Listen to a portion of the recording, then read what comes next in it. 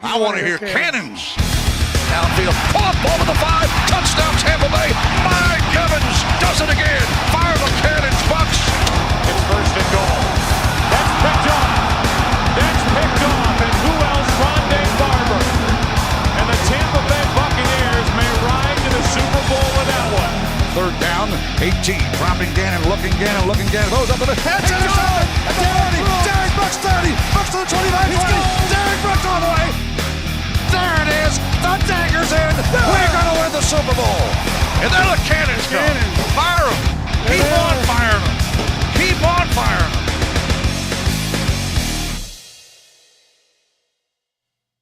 Hello and welcome back to a brand new edition of the Cannon Fire Podcast. I'm your host, as always, Rhett Matthew, joined alongside me for today's show from Bucs Gameday and the host of the Sick Podcast, Pirate Parlay. Say that 5 times fast. JC Allen joins the podcast.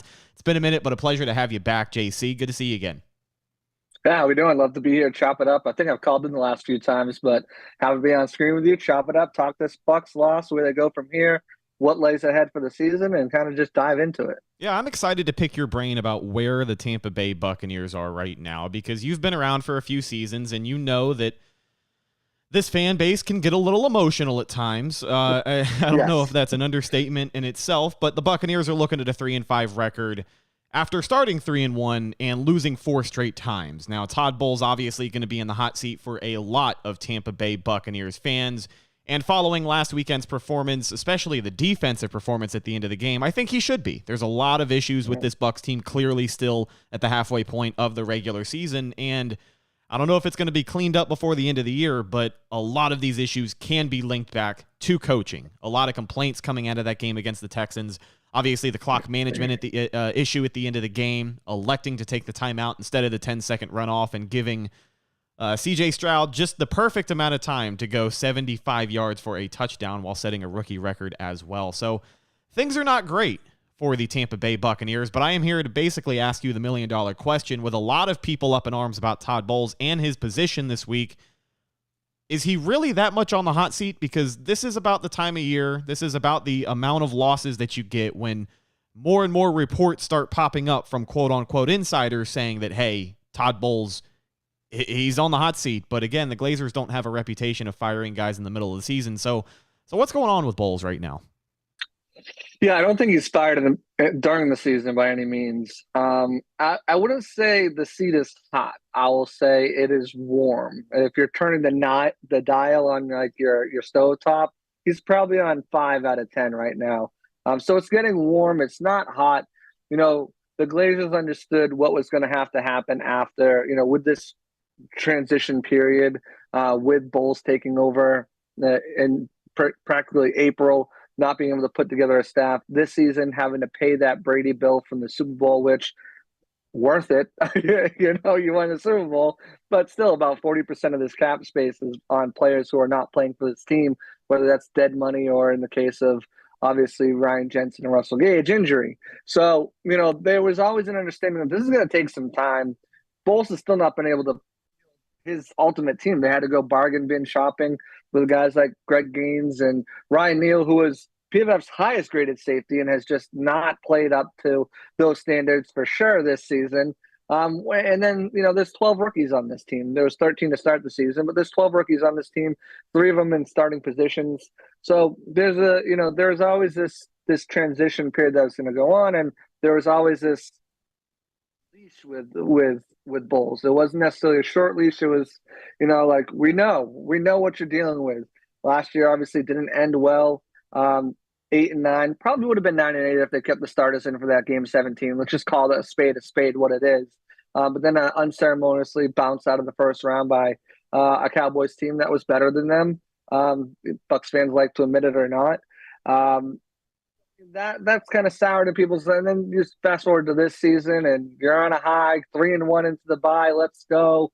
But to be honest, and if you guys follow any of my work, you know, I had the Bucs at 4-4 in this junction. So they're one game off where I was. You know, and I think, you know, heartbreaking losses in both of those games. Yes, you'd like to see the Bucs score more points against the Falcons, which I thought should have been a win. But at the end of the day, it was a defense that lost in that game. The defense kept them in it, obviously, with a lack of points scored, but the defense lost that game with Jonnu Smith not, and just missed coverage assignments. You look at the Tyler Algier play, the Scotty Miller play. It's been the defense that has kind of let teams creep back into these games and kind of win. I mean, you look at every game the Bucs have played this season so far, they're in these games right until halftime, and even further than that in a lot of them. They're not out of these games, and that's, credit to the defense. That's credit to the offense, being able to do just enough to stick around and be a thorn in their side. But there's got to be dramatic changes going forward. You look at this past game against the Texans, the defense let up 8 explosive plays, 20 yards or more down the field, including a 75-yard bomb, and then obviously marching down the field in that final play. The defense has got to do better. This loss falls on them. The offense finally got things going. The running game finally started getting going, utilizing White as an extension of that running game. You add those numbers up. He was over 100 yards. The play calling was a little questionable here and there on the offense, but for the most part, they did their job. I think why you put Bowles on this hot seat is because of the defense continuing to let up these explosive plays, continuing to put players in a scheme, game plan scheme that's not working. It's just not working for them. You have 2 of the best press man coverage corners in the league, in Carlton Davis and Jamel Dean. 2 days ago, Jamar Chase comes out and says Carlton Dean's the toughest cornerback he's ever gone against, and that's true. I mean, he's a shutdown guy. We've seen it over and over again. Julio in his prime, DeAndre Hopkins in his prime, Devontae Adams in his prime, Jamar Chase last year, Jay Jetta. He's shut down these guys. But when you're asking him to play a way that he's not comfortable or that he doesn't excel in, it's going to lead to big plays. And Bowles playing the soft coverage of the last 4 games is a big reason why they've lost these games. You're backing up your cornerbacks 10 yards off the line, and you're allowing guys who can do damage in space to do just that, or guys to get running head starts to go by the cornerback. It's one of these things where the offense took a step in the right direction. Defense took a step in the wrong direction. Who coaches the defense? It's Todd Bowles. If you can't get it turned around, if you can't fix these clock management things, there's a good chance he'll be fired at the end of the season. I'm just not there yet. I'm not hearing that yet. But I mean, these are game plan issues and game plan decisions that he's making that are in essence either allowing teams to win these games, allowing teams to stay in these games, and allowing teams to just the bend but don't break defense. Just not going to work when you're an aggressive guy. It's just kind of mind-boggling what he's doing out there. In our season predictions, I also had the Bucs 4-4 at this point, and I said something similar after the game on Sunday. I said I don't want to overreact, because even after an emotional game like that, when you do a podcast right after the game, people tend to overreact. But talking about Todd Bowles, I guess righting the ship and getting things back on track for this Bucs defense, the step back that they took against Houston, it makes it that much more embarrassing that it happened against a rookie QB. But I said this, and I still kind of stand by it, and if I have to eat crow, then I will, but I feel like that's going to be the defense's worst game of the year. We're going to look back at the end of the season, no matter how many more games they win. I mean, if they lose every single game from here on out, then clearly there is a much bigger issue at play. But I don't think that'll be the case. I think they'll win a few more games, and maybe they'll compete for the NFC South down the stretch, because that division is still open as well with an Atlanta Falcons loss last weekend. But I think that the context, not only of this being the first year Todd Bowles gets to assemble his own staff, plus the cap hell that the Bucs had to drag themselves out of, I'm kind of with you in where my gut says the Glazers are going to be a little bit more patient than maybe most of the fan base would like with a head coach like Todd Bowles. Yeah, definitely. And I fan is short for fanatic. Sometimes fanatical people, it's funny because Tampa Bay is not a very large fan base. It's a small fan base, but the fans are very passionate, and they've gone so long with losing, and then they finally got this taste of victory with Brady and stuff. And they want those good times to keep rolling, and it's not just as simple as that all the time. So then you start to find any little thing you can nitpick about to make it a bigger ordeal. I mean, you look at what this team had to deal with coming out of this Brady year, and even last year to an extent too, with Byron Leftwich as a coordinator. That was a team that probably underachieved by a large amount. But with Bowles, like, that's why I've said I don't necessarily think it's a lock that Bowles is fired after this year. Mm-hmm. I think the Glazers understand, and they love him. Jason Light loves him, and I think everyone's in the understanding of, okay, he's been handicapped the last 2 seasons. He hasn't been able to put a full stamp on this team. He had to go out and get bargain bin, as Jason Light, find gems in the bargain bin section of the Dollar General. He had to, go to the draft and really find guys who were smart enough that he could maybe find rotational roles for him. They struck gold with Christian Izien. Elijah Cansey's lived up to everything that was promised as a first-round pick and more. Cody Mock he has his detractors, but he's been pretty much very well, done a very well job at that guard spot as he continues to go. And I think this week too, the run game didn't blow you away, right? 73 yards on the ground by Rachaad White. You weren't super, but there was plays there where you say, okay, it looks like this is starting to become second nature for these guys, the scheme, instead of just thinking about what you have to do on any specific run call. So, everything is trending in the right direction, except for the wins. That's the thing. And that's, you do or die by your record. You are what your record says you are. Right now, the Bucs are 3-5. I agree with you that I don't necessarily think that, they're going to put as bad as a performance. They might get beat badly again by a team like, let's say, maybe the 49ers, just because of the things Kyle Shanahan can do in that offense. We saw it last season.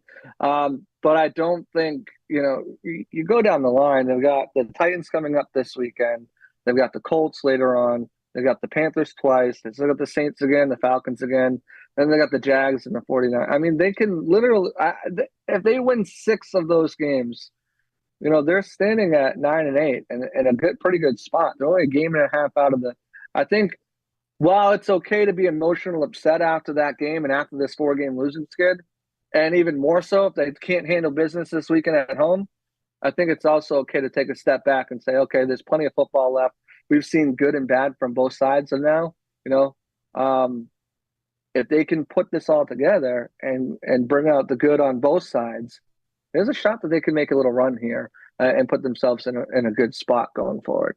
We are talking with J.C. Allen of Bucs Gameday and the host of the Sick Podcast, Pirate Parlay, here on the Cannon Fire Podcast. Phones are on, by the way. We are live. Give us a call.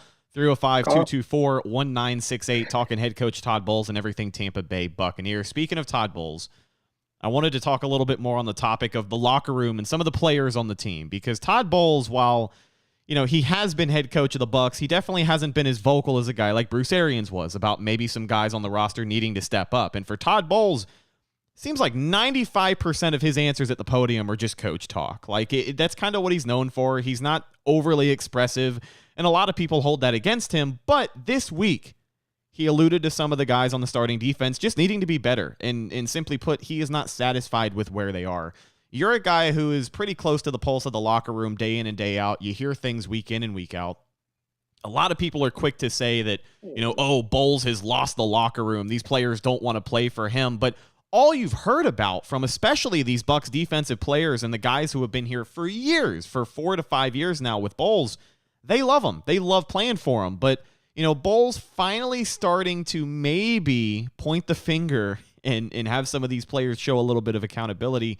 Do you think that's a good thing? Do you think Bowles is maybe losing his patience? And is he losing his grip on anything player related? It's tough for a fan to go from Bruce Arians to Todd Bowles, all right? I mean, he'll call you out. He doesn't care, But Bowles protects his players a little bit more. He's not going to call guys out. I just talked about this on WDAE this morning. He's not going to call his guys out. This is not his MO as a coach. Behind closed doors, he's going to have those conversations. He's going to sit down. I mean, this is a guy who pretty much has a DB room in his office every day. They come up there, they talk about the game plan, they talk about getting better at their craft and different things. And I think the reports of him or just fans thinking that he's losing in his locker room is way too premature. I don't think there's anything. I mean, I'm sure you're looking at different situations where, okay, the defense was doing their job and the offense wasn't doing their job. And, there's a little bit like, come on, like this offense has got to get going. Like we're holding these guys under 18 points. You got to score 20 points. And then maybe that this week, there's a little bit internally, not like voiced, but internally like, man, we put up 37 points and the defense can't hold on. What they're doing, like, come on, like, finally we get something going and collapse by the defense. What's going on, But, like, those are internal thoughts by players and coaches. Those aren't things that are being, accusations being tossed across the locker room. You've got to do better. The locker room is pretty cohesive. I mean, these guys, offense, defensive side, they all talk to each other. They're all, communicative with each other. They're out there playing chess. Playing, I forget the little tossing game that they have in there. Like, I don't think there's any, will or any, signs of the locker room being lost by Bowles or by each other. We've heard all season how the locker room's night and day difference from last year. A lot of me guys last year. Now, not the case. These guys have bought in as a team, bought into the culture, and that's going to continue. So there's no, losses suck, losses happen. Is everybody in a good mood when you go into open locker room? No, but they're trying to, it's a job at the end of the day. And, everyone has bad days, yesterday was a Monday, bad day, coming back into work, but you move on to the next day and you do the best you can to put out the best output you can. And that's what they're focused on. Yeah. They're putting the losses in the rear view, moving on to the next game. Yeah. They highlighted comments made by quarterback Baker Mayfield on the broadcast last Sunday. There is no drama in this Bucs unit. And that's a good thing to hear, especially when you've got a lot of guys that you were concerned about over the offseason. I mean, maybe you shouldn't be concerned about guys like Devin White and Mike Evans being a distraction, but there are guys on this team who clearly have their own issues between them and the franchise, and whether it gets worked out one way or the other, the biggest thing you can hope for is that it doesn't become a distraction. And so far this season, even with 4 straight losses, that doesn't seem to be the case. So definitely some good news to hear moving forward, talking about the cohesiveness of this Buccaneers team. We do have a $10 super chat from our buddy Deontay. He says, "What's up, fellas? I think a big thing with this team this year is a lot of guys are underperforming outside of Levante David, Vita Vea, and Antoine Winfield Jr. on the defensive side of the ball. Shaq Barrett's coming off of an Achilles tear. I'm not too critical of his play right now, but JC, while we are talking about the defense, before we go to the other side of the ball, there have been some guys underperforming this year. I mean, Devin White had a pretty big game last week, had the first quarterback sack of the season. Yeah, which is incredible for a guy who is notorious off the ball as he is. But, he had a big game last week, but he's been a little bit quiet this year. Antoine Winfield Jr. has been the best safety in football, but the rest of that secondary hasn't been great. Jamel Dean dealing with injury. Hopefully we get an update here soon on him.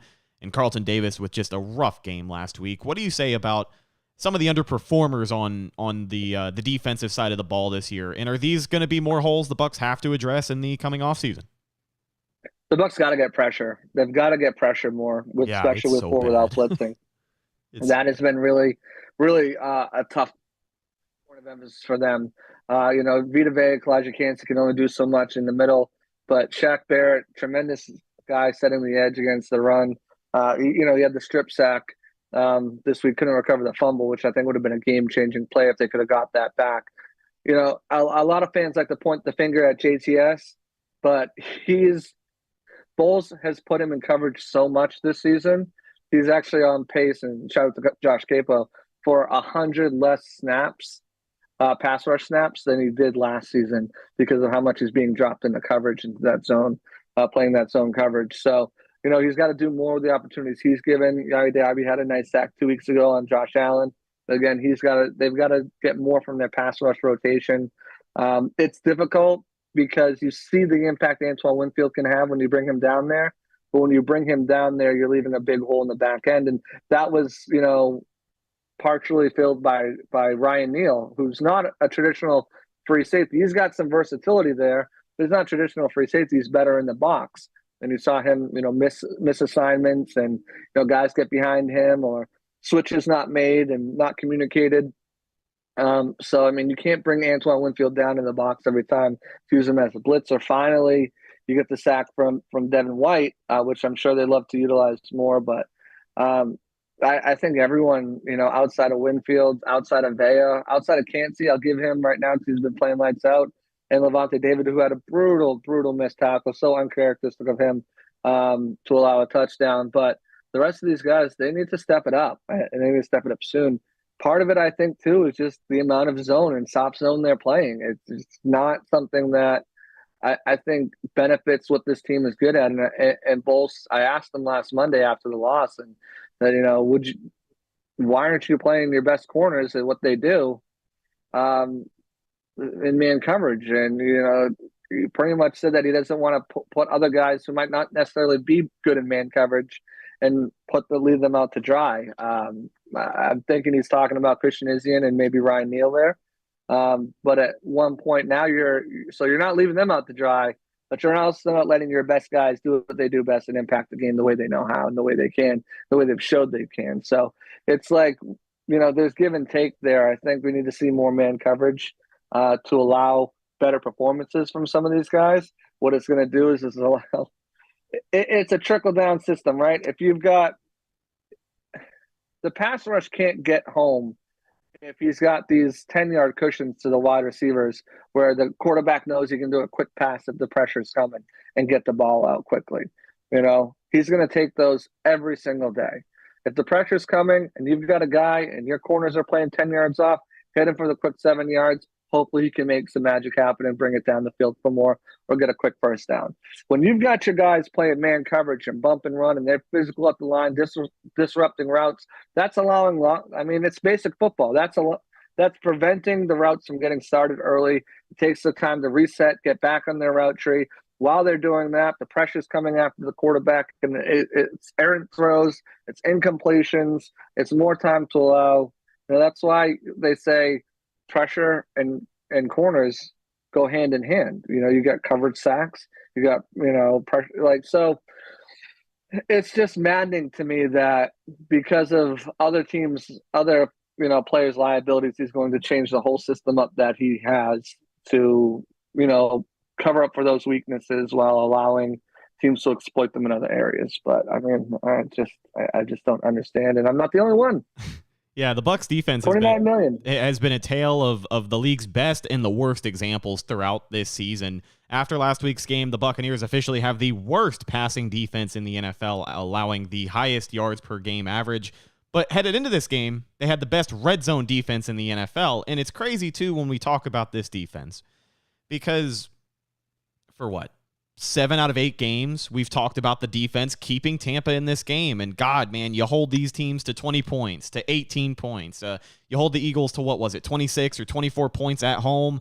I mean, there's a lot of good things you've done this year on the defensive side of the ball. And while the pass rush hasn't necessarily been there, and they're giving up a lot of yards per game, you can successfully have a bend but don't break kind of defense in the NFL. And I do think that with the problems they still have, this defense has played good enough to win. But in classic Bucs timing, you talk about how when the offense takes one step forward, the defense takes one step back. So I wanted to talk about the other side of the football now and point to that, really the third quarter in Sunday's game against Houston, because it seems like that's where it was the beginning of the end. The Bucs had a comfortable lead headed into halftime. At one time, it was a 2-possession lead.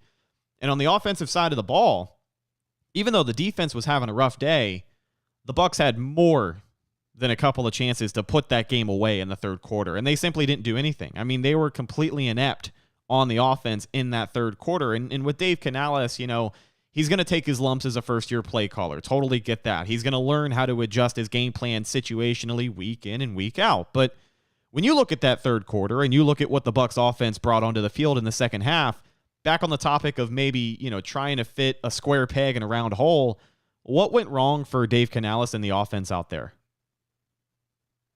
There's, like as you said, he's going to struggle, with different calls and stuff. Execution is always going to be part of it as well. They come out of halftime, and things just kind of felt flat. Then they have that god awful series with Keyshawn Vaughn hitting That's a whole. The running backs are an entirely different conversation we're going to have in a few minutes here. Right. So, I mean, they get points on the board, but they're aided by a huge penalty. So it's the unnecessary roughness penalty. But other than that, they're missing guys. They try a little fun flea flicker thing. It just doesn't work. They make enough yards to get into, a 49-yard field goal range. But after that, it just went downhill from there. I mean, I think they had like 19 yards passing in the third quarter. It was just something ridiculous where they were just not able to move the ball at all.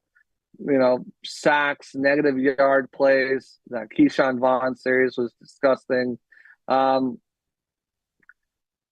I don't know. I mean, I wish I had the answers of why things couldn't get going for them. You come in at halftime, you think you'll have these adjustments to make and say, okay, this is what they're going to do to try to combat what we're doing. Let's get after it and let's, take advantage of these things. But when they got down, closer to the red zone and into Houston territory, they just couldn't connect and couldn't keep drives, sustain drives and keep them alive. They got bailed out. The only reason they hit those 2 field goals in the third quarter is because of huge penalties. The unnecessary roughness hit on Baker or on Rachaad White, and the defensive pass interference on Trey Palmer.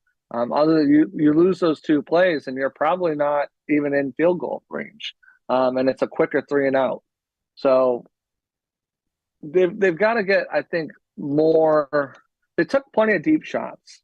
That wasn't a problem this game. They had the big one to Mike Evans for 54 yards.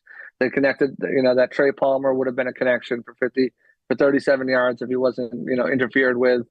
Probably a touchdown at that point. So kudos on Griffin for making the penalty, smart penalty there. But just relying on what you win with, and that's a passing game. Right now the running game isn't doing it for you.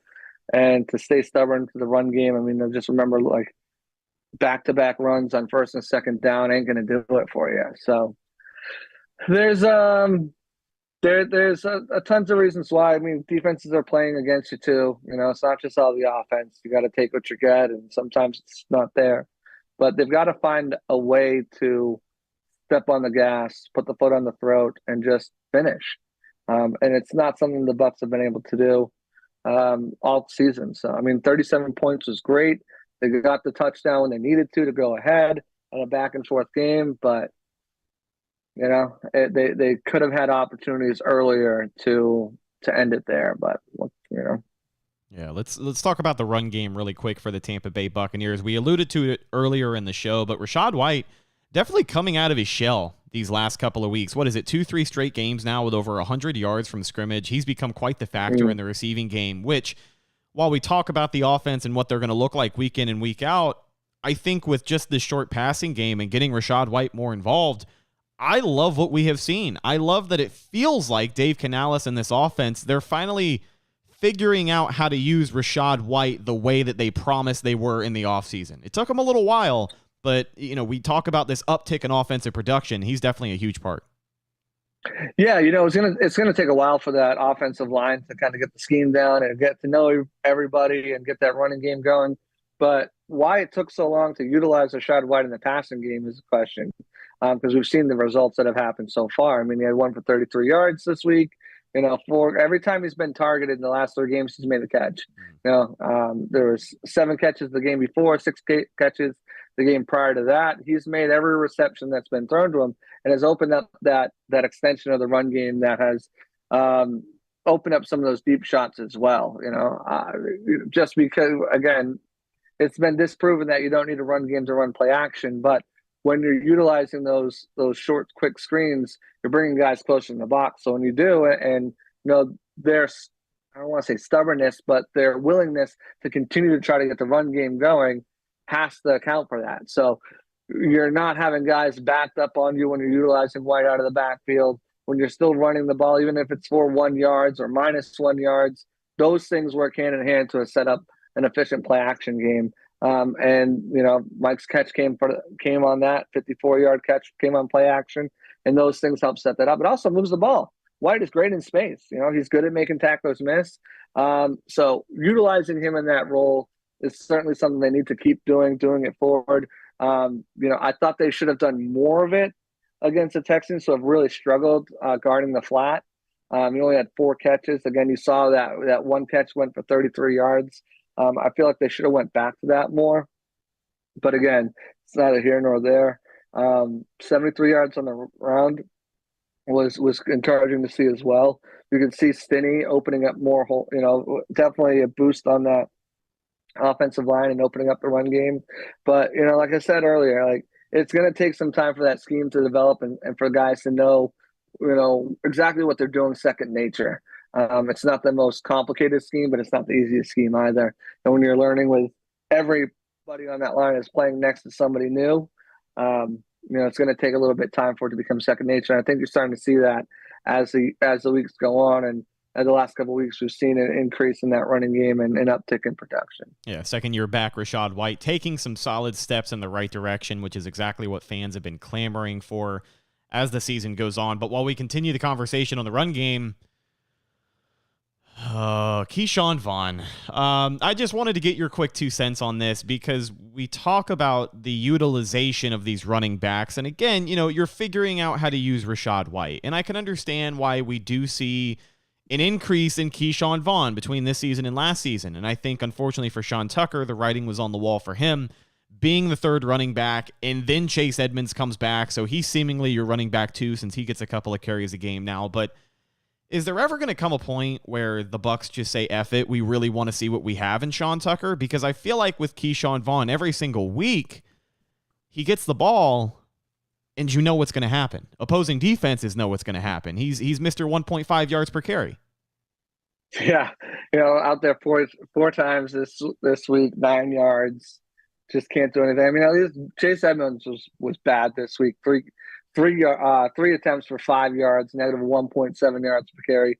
But for Sean, it's just staying after practice, really, and having Vita Vea or Kalijah Cansey come test you in pass pro. As soon as his pass pro is better, I think they'll try to work him in there a little bit more. But that's why Vaughn is in there as of right now. Even though it's frustrating because they trust Vaughn's pass pro more, but he's not out there for pass pro snaps. So it's like, what are you doing then? Just let the kid play. Because he's the fastest running back you have on the team. I'm right there with you. Send Vaughn to the moon. We've seen enough. He's just not he's not even a number 2 running back in the NFL. And he's not even that good in special teams. So what does he do? I would not be surprised if he's out of the league after this season, to be honest with you. This is the last year in his contract. I hope he saved his money or went to grad school while he was while in the offseason, because I don't think there's going to be a role for him with it. Just seeing what we're seeing week in and way out. He can't create anything. He's pretty much what he is, a one-cut rusher. If there's a hole there, he'll get some yardage, but everything's got to be perfect for him in order to succeed. And, I think where Rachaad White was doing too much earlier in the season, Keyshawn Vaughn just doesn't do anything. He's like, get the rock and go. They should be on the lookout for a running back. I don't know in the draft if they should be looking for a running back. Hasn't worked out too well for Jason Light there. Hasn't been able to draft one. I don't know what the running back landscape looks like in free agency. I know there'll be a couple big names, but I don't know if they want to shell the money to it unless they can kind of build a good team around them. But definitely need at least another backup running back after the season, because Vaughn isn't it. And I would love to see more Tucker, but until they feel like they can trust him with pass protection, we're just not going to see him. Yeah, it's a tough look. And I mean, for Jason Light, it's a 3rd-round pick that a lot of people are just going to say is a wasted pick. And that's okay. I mean, he's been no stranger of shying away from some of his past mistakes, but he does have a pretty good track record as of late, and Vaughn just hasn't been one of those guys. I would say Vaughn is more of a wasted pick than Kyle Trask. Even if Kyle Trask never sees the field for the Buccaneers, I would say that he is more of a wasted pick in the 3rd round. This is a pretty early 3rd rounder too. Yeah. It was, I think, pick 14. That was the year that they drafted worth. So it was like pick 14, so mid fourth, third round pick. I feel I'm always in the business that you should always be developing quarterbacks. There should always be a developmental quarterback on your practice squad or on your team that they're trying to see and bring out the best of them. So and you look at who was drafted behind him and after him. Sure, you can go into like the fourth round and say, well, they could have had on St. Brown, but how many teams passing on him into the fourth round? But who else has made a real difference? Especially from Trask to Hainsey, for any other team. There's maybe two guys, maybe if that. Everyone else is just they're not doing anything. So yeah, but Vaughn was Yeah, this is a season Vaughn should be gone. This is a season that we knew a lot of guys were going to be getting some work in the case of trying to find out what you have. Like, that's what this roster is. You've got talented guys, but we knew we weren't going to be winning a Super Bowl. You compete for the division because you've won it before, and it's quite frankly a shitty division. But you get a chance to see some of these guys that you would not see during a championship window season, like Keyshawn Vaughn. But he's one of those rare guys on the roster where we've simply seen enough of him, and it is what it is. Like you said, it'll be interesting to see how they target the running back position. Wanted to pick your brain about the quarterback, that is Baker Mayfield. We haven't talked too much about him up until this point, but call me crazy. I know it's too early to tell because we're not even halfway officially through the regular season. But at 1,800 yards, 12 touchdowns, and 4 interceptions, when this offense is rolling, when this offense is playing competent football, I think Baker Mayfield has played well enough to earn another contract in Tampa Bay. I think Baker is what he is. Baker at this point is a game manager. He's not going to win you any games. Certainly not going to will you to win any games. I don't think he's going to lose you many games, basically, solely on his play. I feel like there's been some really good things that Baker has done. There's also been some "what are you doing" things that Baker has done. I know the big argument last week on Twitterverse or Xverse, whatever you want. That just sounds dirty, but whatever you want to call it was, Baker was. Everyone's blaming Baker. What about the offensive line? The wide receivers can't get any separation. Then that got all shut down when our data came out, and Baker's got one of the cleanest pockets in the entire league. And then the next day, the our data came out and said, "Oh well, Mike Evans is getting some of the best separation of any receiver in the league, and Chris Godwin and Trey Palmer are slightly above average, slightly above 50%. And you've got guys like DeAndre Hopkins who just can't separate anymore and stuff like that. Who fans like, oh, they should go after DeAndre Hopkins, But I that kind of started to, deteriorate that lot. I think Baker's missed a lot of guys. I think Baker's made a lot of good plays when his ability to escape the pocket. I feel like he's left the pocket too often. Yeah. If he comes back on another year, this is not going to be, I think it's another 1-year type deal. I don't think it's we're going to give you a Geno Smith type contract. Yeah, I agree 100%. Like a lot of what I've seen from him this year, and the only thing that separates him from being just another guy at the quarterback position is I have seen the potential with him stepping up in big moments. Minnesota, they needed key completions, key first downs, and not only did he take one for the team, lower his shoulder, and go fight for the first down, he had that great completion on the out route to Chris Godwin to win the game later on. The potential game-winning drive against Houston. I know that obviously no one's going to blame that loss on, if they are, I think it's a little short-sighted, but not a lot of people are going to blame that loss on Baker. And the way that this offense is, just like you said, he's a game manager. He doesn't have to be the guy who goes out there and wins you the game. He's shown me a couple times this year that he can be, but you can't expect him to do that every single week. And I think some of the shortcomings of the offense this year are partially due to him just being off target, not being able to hit guys down the field. It was a problem the first 7-8 weeks of the season. Last year, I think, was the first game all year that he didn't have a pass batted down at the line of scrimmage. That's been an issue. Right. Not hitting Mike Evans, leading him out of bounds, missing on some of those deep shots. I totally get that. And that's why I do believe that if it's more of the same for the Bucs and they finish with a good enough record to get a mid-round pick that isn't going to help you, my gut says that Todd Bowles sticks around and we get another year of Baker Mayfield in this offense on a 1-year deal, kind of like you had said there. But when I talk about him playing good enough to get another deal, I definitely don't think he has earned a long-term extension. I don't want people to get that idea from what I'm saying. But I think with what we have seen from this Bucs team and what their options are going to be at quarterback at the end of the year, I don't think it's too unrealistic to say Baker could be back in Tampa for at least another season. It's tough. When you look at this team, I wonder if the division was different. Would they have a different approach to this season? Obviously, you want to, GMs and coaches are trying to win every year, because when you get fired, everyone wants to keep their job. No one wants to lose their job. But at the same time, if this division wasn't so bad and the Bucs are 3-5 and everybody, you've got to get a team up by like 4 games already, 5 games already, and you're pretty much out of the discussion. Like the Eagles, then maybe you switch over and say, all right, what do we have in the kid? Or maybe you're taking a different approach to the offseason. But that's just not the case. So the Bucs are, as you said, they're in this let's see what we have type season. It's a retool, not a rebuild. They're not tearing it down because they have too many talented pieces that they're going to continue to have in the future. They've got young guys, the guys that they're going to re-sign here. I think it's part of this was, okay, we know we have some free agents we got to pay. Can Antoine Winfield stay healthy for a full season and earn that, record-setting, reset the market type contract? How does Tristan Wirfs do at left tackle? Is he are we going to have to figure this out and put him back at right tackle? Is he a liability? Is he just a guy? Is he just above average? No, he's been all pro. So, you got to pay them. Devin White asked for a trade. Straight up.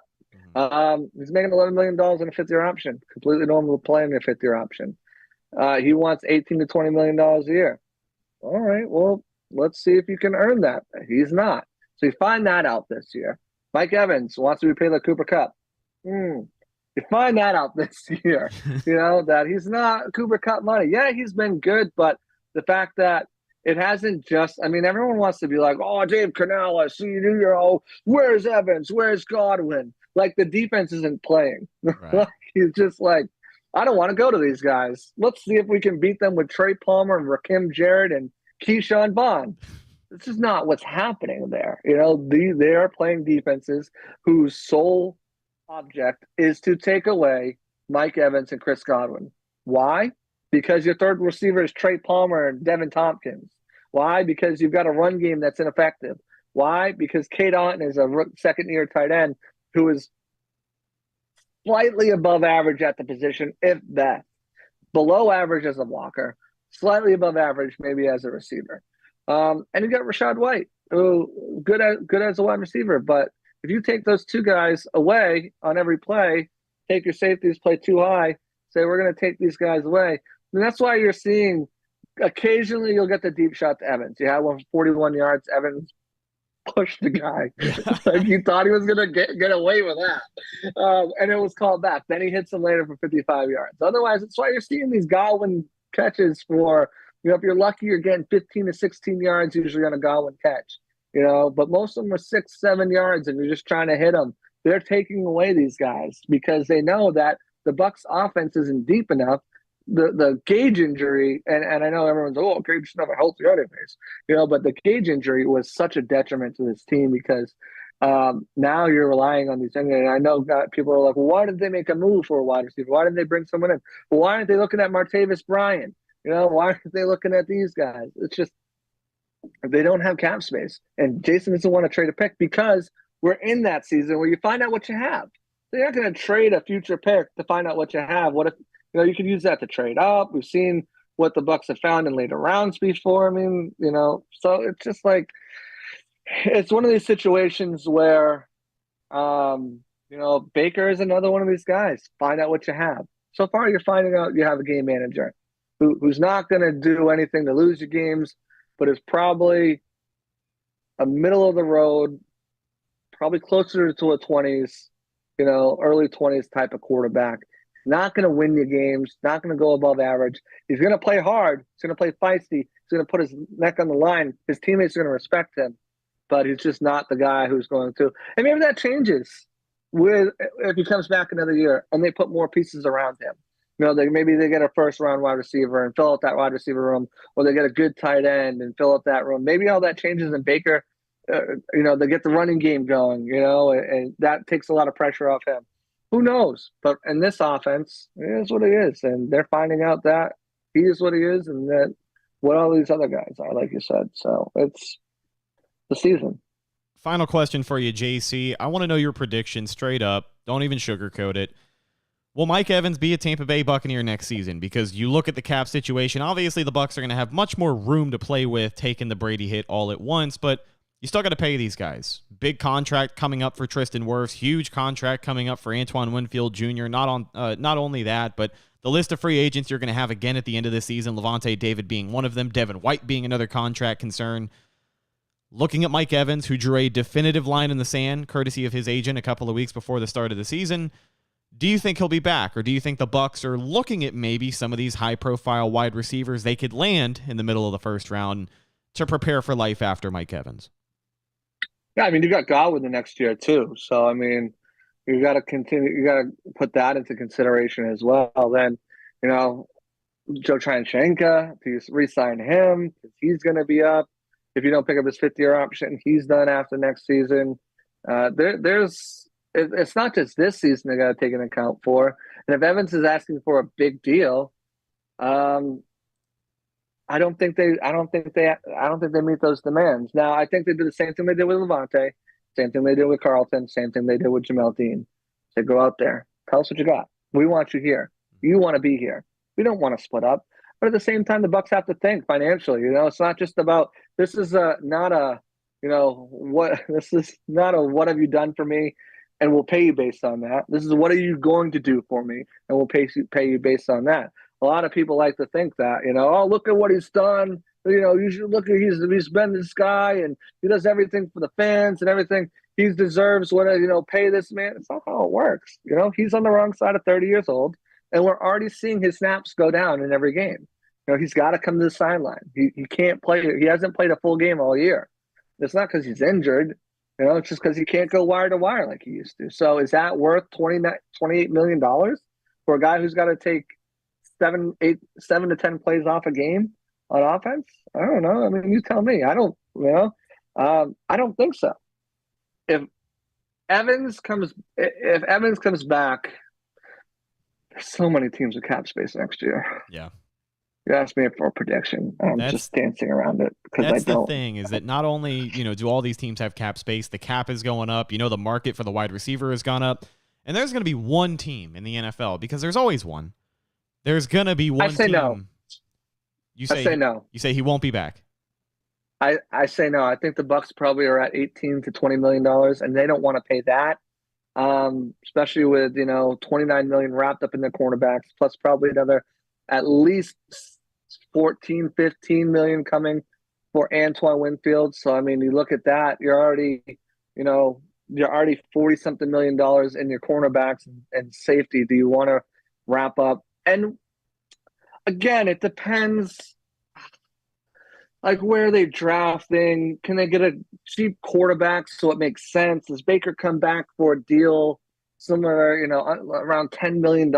So they, there's so many variables to call it now, but I say that another team will offer him more. Bucs will want to pay him, and it's down to him. Same kind of like what happened with Levante. Another team will offer him more, and the Bucs will pay him. I don't think he'll want to leave, but I think at the same time, he's trying to make money.